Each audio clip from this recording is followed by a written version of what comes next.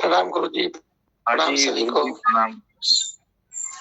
तो मुझे एक बात बताओ, आप सब में से, कि संसार में आपको अपेक्षाएं रहती है?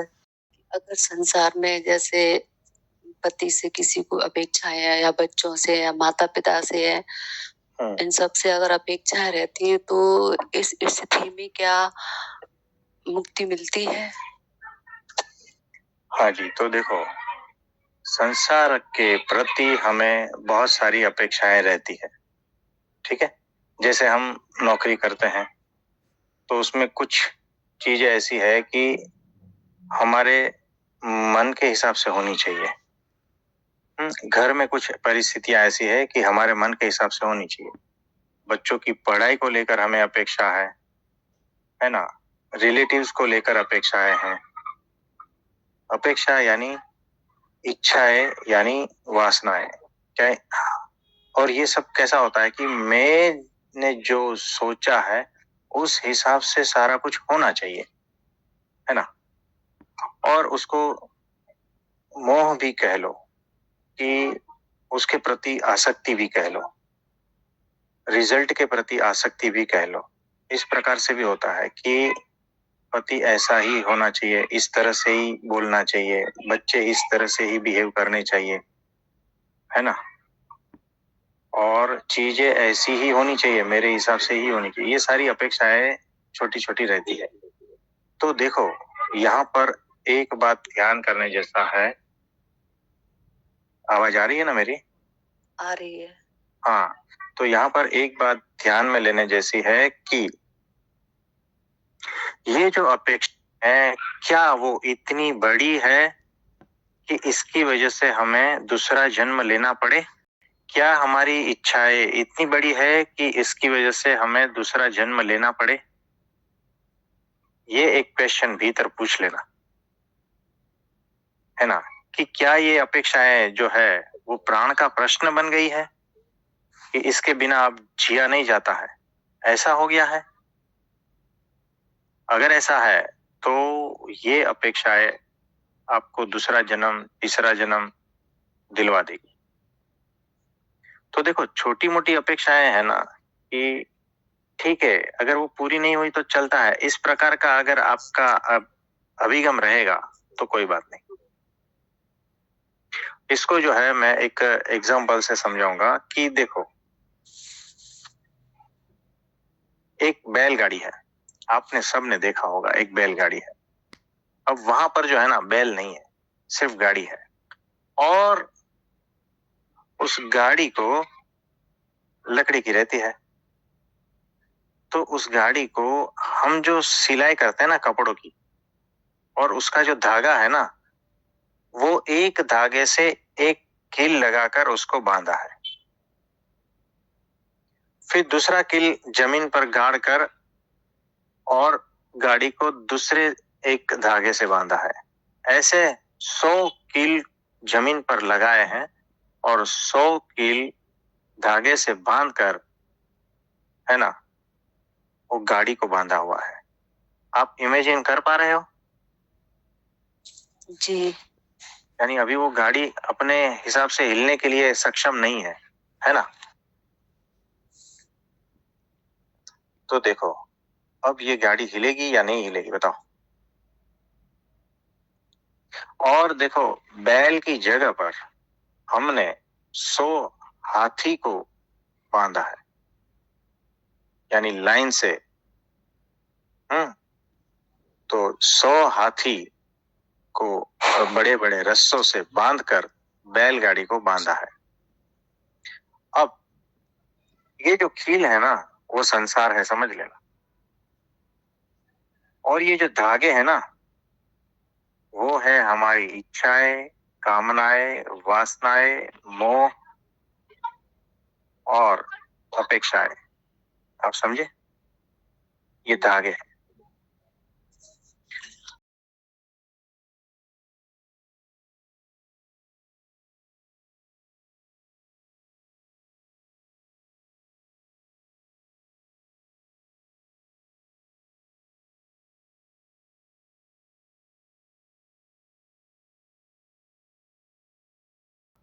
तो देखो, ये जो गाड़ी बंधी हुई है, ये गाड़ी हम है। हम अपनी वासनाओं से, इच्छाओं से, अपेक्षाओं के धागों से इस संसार रूपी कील से बंधे हुए हैं, है ना। और ये जो हाथी है ना, वो परब्रह्म है, वो हमारे गुरु है। हम उससे भी बंधे हुए हैं। तो हमारा बंधन अगर मजबूत रहेगा हमारे गुरु के प्रति, तो अब बताओ रिजल्ट क्या होगा। अब जब हम कहते हैं चलो, तो रिजल्ट क्या होगा? अच्छा ही होगा अगर गुरु के साथ चलेंगे तो। नहीं, वो धागे और कीलों का क्या होगा, और गाड़ी का क्या होगा? वो टूट जाएंगे। बराबर है। हाँ। और आप चलोगे तो गुरु के साथ ही चलोगे, हाँ परमात्मा के साथ ही चलोगे ना। जी। यानी हमारी संसार के प्रति ये जो छोटी छोटी अपेक्षाएं है ना, वो इसी धागे जैसी है। और हमारा मन हमेशा अगर हमारे गुरु में है, परब्रह्म परमात्मा में है, तो समझना वो इतना मजबूत है कि हमें संसार में टिकने नहीं देगा। तो संसार व्यवहार करने के लिए जो छोटी छोटी अपेक्षाएं है ना, वो जरूरी है, तो वो रखो, कोई प्रॉब्लम नहीं। लेकिन जैसे ही हम बोलेंगे ना चलो, तो हाथी चलना चालू करेंगे, तब धागे सारे टूट जाएंगे, मोह बंधन सारा कुछ टूट जाएगा, और हम चल पड़ेंगे अपने गुरु के साथ में, अपने परब्रह्म के साथ में। आप समझे? तो आप भीतर से चेक करना कि आपके वो जो धागे हैं ना, वो कितने मजबूत है। जो कहते हैं ना कि संसार के लोगों के प्रति, घटनाओं के प्रति, आपकी भीतर की जो संसार के प्रति मेमोरी है, उसके प्रति ये सारे धागे सब विविध प्रकार के हैं। वो रोक पाने में आपको कितना सक्षम है। तो किसी भी धागे को है ना, बड़ा रस्सा मत बनने देना। यानी कोई भी अपेक्षा इतनी बड़ी ना हो जाए कि 100 हाथी को रुका सके। आप समझे? यानी जब कहते हैं ना कि चलो अंत काल में, कि चलो अब जाना है, तो ऐसी कोई भी वासना भीतर नहीं होनी चाहिए, ऐसी कोई भी अपेक्षा, ऐसी कोई भी इच्छा नहीं होनी चाहिए कि वो हमें इस पृथ्वी पर, इस संसार में, इस माया में रोक पाए। आप समझे? और अगर इस तरह से आपका जीवन हो गया ना, तो समझना कि आप जीवन मुक्त की ही स्थिति में हो। हल्के से धागे बंधे हुए हैं, लेकिन वो कोई बांधने के लिए सक्षम नहीं है। आप समझे? तो ये बात है। तो इसमें और कुछ पूछना है? हाँ बोलिए। ये धागे तभी तो कमजोर होंगे ना कि जब हमारे प्रगट गुरु और प्रगट भगवान के प्रति दृढ़ प्रीति होगी, दृढ़ निष्ठा होगी। एग्जैक्टली देखो, यही प्रश्न जो है हमारे मन में चल रहा था, आपने बता दिया कि ये धागे कमजोर कैसे पड़े। तो एग्जैक्टली यही है कि अगर हमें अपने गुरु और परब्रह्म में पूर्ण निष्ठा है, पूर्ण भक्ति है, तब जाके जो है ना ये धागे धीरे धीरे कमजोर होने लगते हैं, और परब्रह्म के प्रति और गुरु के प्रति जो रस्सी है वो और मजबूत होती जाती। तो बड़ा अद्भुत आफ्टर क्वेश्चन, बहुत ही अद्भुत पूछा आपने।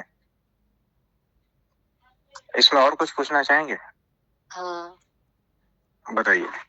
जैसे प्रगट गुरु और भगवान में दृढ़ निष्ठा, दृढ़ प्रीति है, इसके साथ साथ हमें इनमें मनुष्य भाव भी नहीं लाना है, उनके किसी भी क्रियाकलाप को देखने के बावजूद भी। तो फिर हमारे धागे संसार से और भी कमजोर हो जाते हैं क्या? हाँ, मतलब जो 100 धागे हैं तो 50 ही रहेंगे, बाकी तो गल जाएंगे। क्योंकि मनुष्य भाव लाएंगे तो ये भी एक दृढ़ तो प्रीति देखो, नहीं होगी।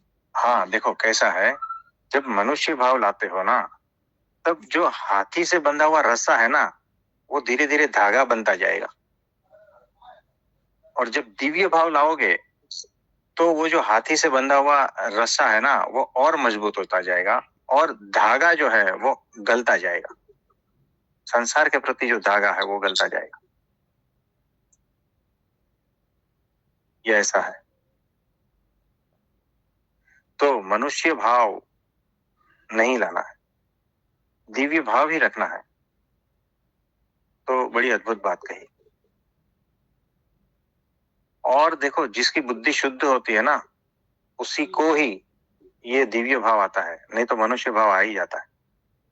ऐसा है। तो बुद्धि को शुद्ध रखना है, यानी चीजें जैसी है वैसी देखो, लेकिन उसमें दिव्य दृष्टि रखो, दिव्य भाव रखो, शुद्धता रखो। और वो होगा, कृपा से ही होगा, कृपा से ही होगा। हाँ जी, और कुछ बताएंगे?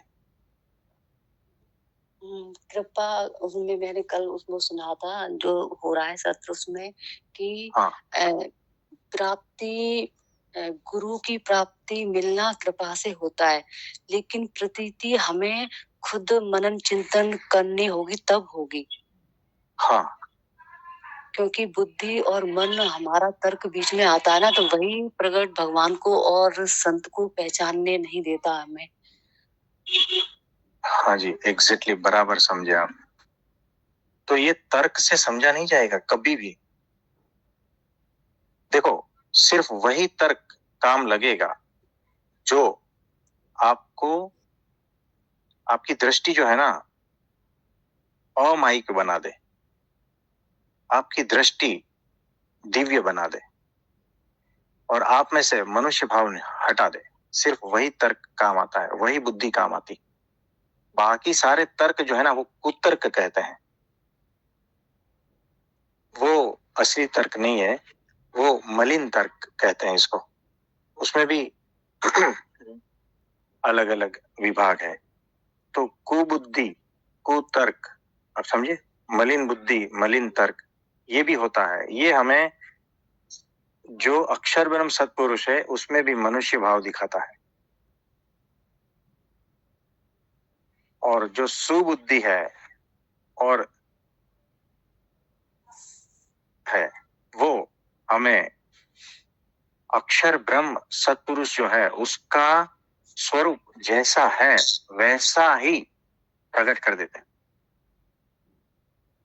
तो यहाँ पर भी जो है आपको होश पूर्वक रहना है कि आप किस दिशा में जा रहे हो, है ना।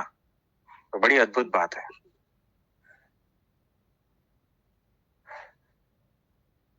थैंक यू, बहुत बहुत आभार। हाँ जी, हाँ जी। तो सबको मेरा नमस्ते और प्रणाम है।